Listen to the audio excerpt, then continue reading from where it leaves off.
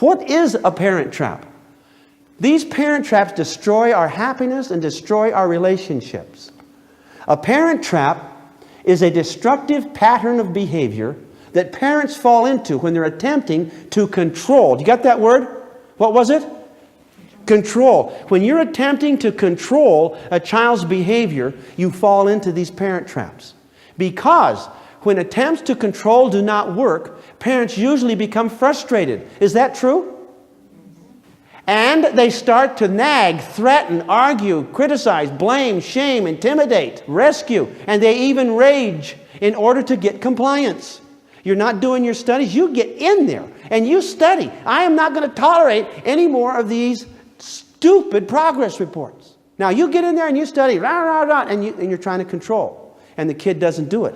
And the grades don't come up. And it keeps getting worse and worse. And you get what? Desperate.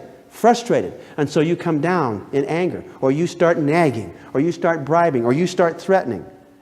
Is this true? Is this what happens? Follow the logic.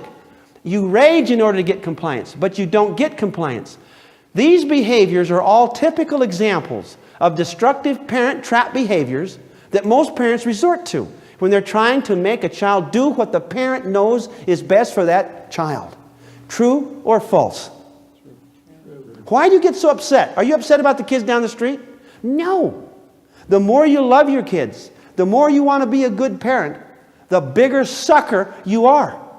And the more anxiety you can generate around what you conceive as being a failure on their part. And so we begin to nag and to holler. The universal question is, how do you get your kids to study and do their homework? How do you get them to clean their rooms, pick up? How do you get your kids to give up fighting and quarreling, their bad friends, music and clothes, give up tattoos, green hair, and getting pierced everywhere on their body? Now, your parents go upside down on this. Don't do that. Don't do that to your body. And they really freak out. And it's power. Those kids go out and do it. In your face. In your face. It's my life. I'm going to do what I please, and you can't make me. Anybody ever hear anything like that? Does it sound like the neighbor's kids? What is the nature of man? Now, there seems to be two great philosophical assumptions about the nature of man. On the one hand is the school of thought that says man is a free agent and can choose what he wants to choose in life. That other people really can't prevent him. If he doesn't want to study, he won't. But the idea is that man is and ought to be free. And since man knows what is right and wrong, basically, he should be held accountable for his choices. Therefore, rewards and punishments are justified. Making sense so far? Now, since this person has their free choice and going to make mistakes, there's going to be consequences there. Because they're inexperienced, they'll make plenty of mistakes. And since the parent has this view that it's inevitable because the child is a free agent, they're going to make mistakes, that it's going to be part of the learning process, and we will live with that.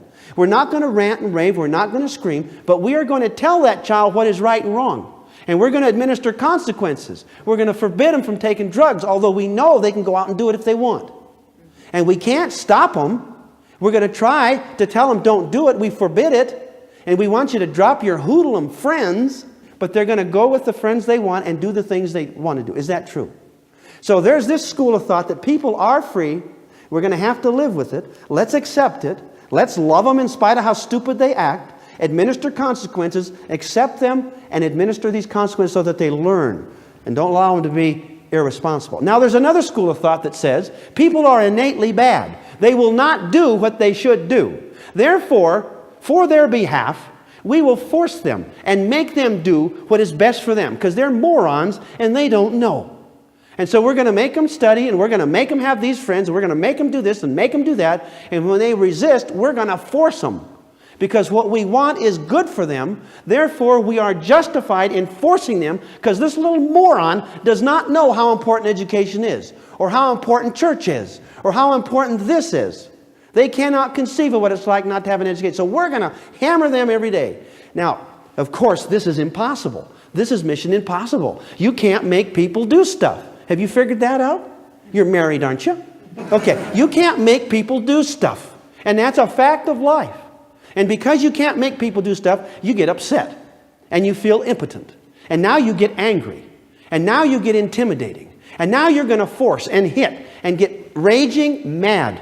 This program always ends up in anger and rage. Do you believe me? Misery. It will never work in a million years. So as hard as this other program is, at least it puts the responsibility on the kids for their life instead of the parents assuming the responsibility for the child's life.